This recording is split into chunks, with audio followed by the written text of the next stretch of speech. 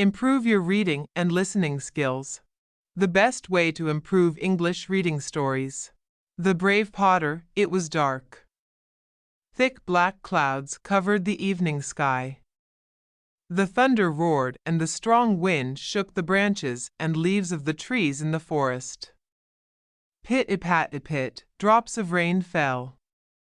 Then the lightning flashed and split the black sky with its blinding light. Soon it was raining heavily. An old tiger ran through the rain looking for shelter. He was wet and cold, and his cave was far away. While hurrying to his shelter, he saw an old hut. With a sigh of relief, the tiger crawled under the thatched roof and lay down by the door. Except for the sound of the rain, all was quiet. Before he could nod off, however, he heard something heavy being dragged inside the hut. This was followed by the voice of a woman. "Oh, how terrible this leak is," she complained. "How terrible. I would rather meet a tiger in the forest than have this leak in my house." A leak, the tiger thought. What is a leak? It must be very dangerous and strong, or the woman would not be more frightened of the leak than of me. Am I not rightly called the king of the forest? Aren't they all afraid of me? I wonder what a leak looks like. Soon afterwards, the tired tiger fell asleep. He was suddenly awakened by an angry voice shouting in his ear. He felt heavy blows fall upon his head and shoulders. "You horrible beast," a voice screamed angrily. "How dare you run away? How dare you make me walk about in the middle of the night trying to find you? Be careful. One of these days I'll kill you. Now, go home." The old tiger shivered. This must be the leak who has come out of the hut. I'd better do as he says, or he will kill me. So the tiger allowed himself to be bound around the neck with a thick rope. The mysterious creature then climbed onto the tiger's back and pulled at the rope. "Come on, head for home," shouted the voice. The tiger felt a sharp kick on his side. The tiger was terrified, and he ran through the dark forest. The creature pulled hard on the rope to tell him which way to go. At the same time it scolded, cursed, and kicked the poor tiger. Soon they stopped in front of a small hut on the edge of the thick forest. The creature climbed down from the tiger's back and bound him with an iron chain to a nearby tree. Then he went inside the hut.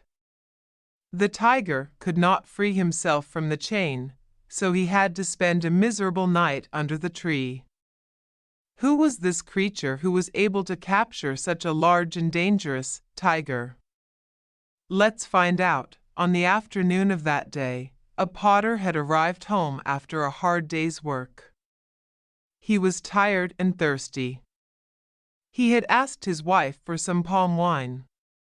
The more he drank, the better he felt. When he had drunk all the wine, he no longer felt tired. When the storm began, the potter suddenly remembered that he had left his donkey tied under a tree. He rushed out of his hut to take the animal into the stable. You can imagine his anger when he discovered that the donkey was not there anymore. The only thing left was its chain. "My stupid donkey must have run off into the forest," he grumbled. "When I catch him, I'll give him a good beating." The potter walked through the wet forest. When it became dark, he often stumbled over roots and fallen branches. With each step, the potter felt angrier and angrier with his donkey.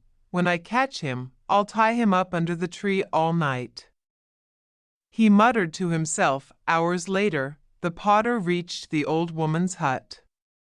There he saw an animal sleeping in front of the door. "There he is," he shouted.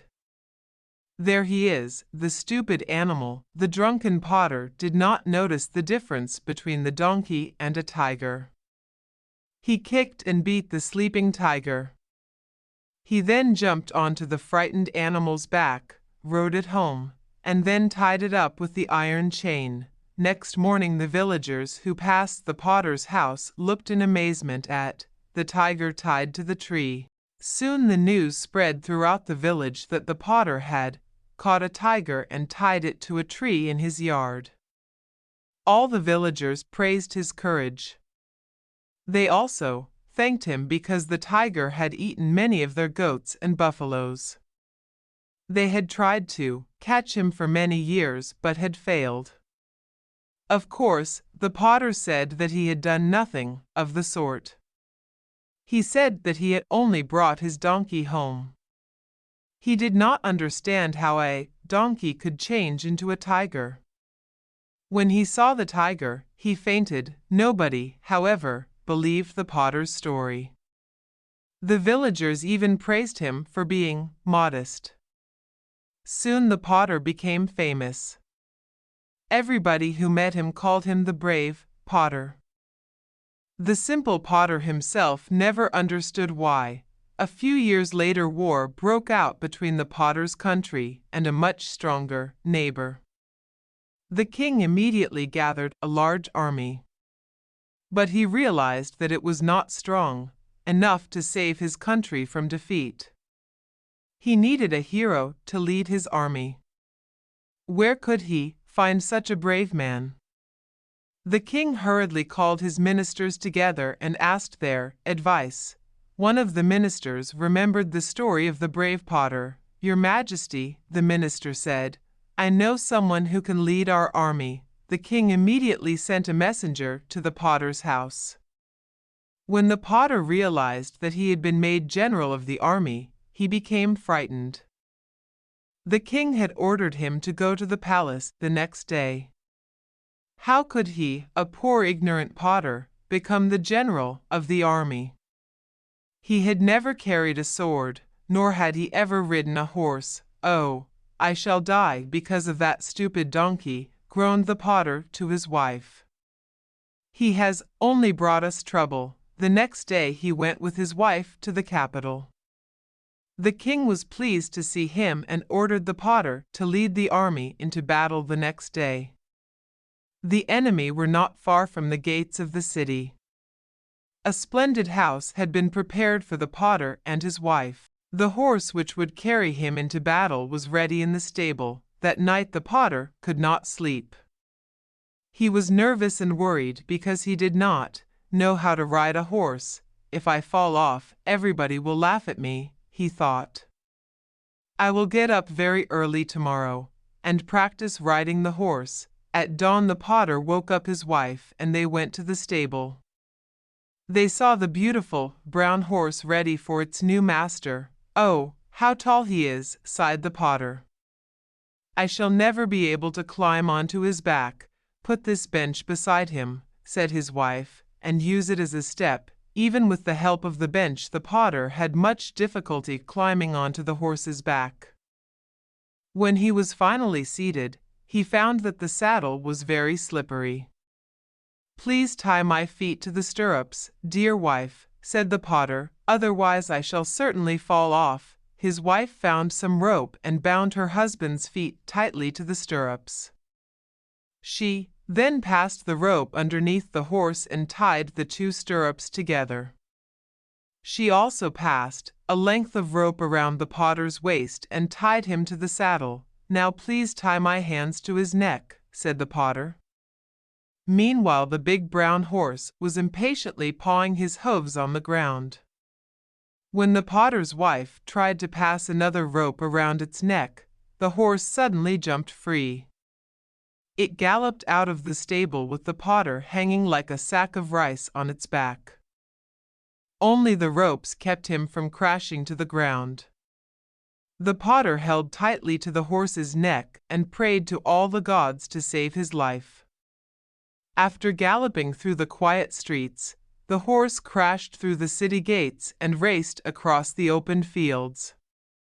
It leapt over fences and streams and began to head for the enemy's camp. When the potter realized where they were going, he tried harder than ever to stop the horse. He pulled wildly on the reins, but it was no use. The horse galloped on. When they passed a young tree, the potter grabbed a branch. But the horse did not stop. Instead, the tree was pulled out of the ground.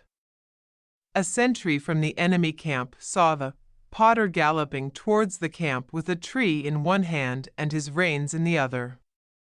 That must be the general who captured a tiger with his bare hands, he thought. Now he has uprooted a tree with only one hand. He is not an ordinary man, he's a giant. Run, run, save yourselves. The famous Tiger General is coming at the head of a large army to attack us. He has the strength of a giant. He has uprooted a tree with one hand. The frightened soldiers fled. Their king was left by himself in his tent. Hurriedly he wrote a letter begging for peace and apologizing for attacking the country. He left this letter in the tent. Then he jumped on his horse and followed his soldiers. When the potter's brown horse reached the deserted camp, it stopped. With shaking hands, the potter untied his feet and fell to the ground. When he looked around, he was surprised to find the camp empty. He looked in the king's tent and found the letter. The puzzled potter walked back to the city with the letter in his pocket. He went to his wife and gave her the letter. "Dear wife," he said, "never in my life will I ride a horse again. Please take this letter to our king and tell him that the enemy has run away. I am going to bed." His wife ran towards the palace with the letter. When the king read the letter, he was full of praise for his new general. He asked the potter's wife where her husband was. "My husband is tired, Your Majesty. The servants have put him to bed," answered the wife respectfully. "Let him rest today. Tell him to come tomorrow to receive his reward," the king said. Next morning the potter went to the king's palace. He left the brown horse in the stable and walked to the palace with his wife. The streets were filled with cheering crowds. They had all heard about his brave action. "Look how humble he is," they said to each other. "Any other man would ride to the palace on a horse, but he is walking like an ordinary man. He's truly a humble and brave man." The king rewarded the potter so well that he did not need to work again. The country was peaceful for the rest of his life, and the potter never rode a horse again.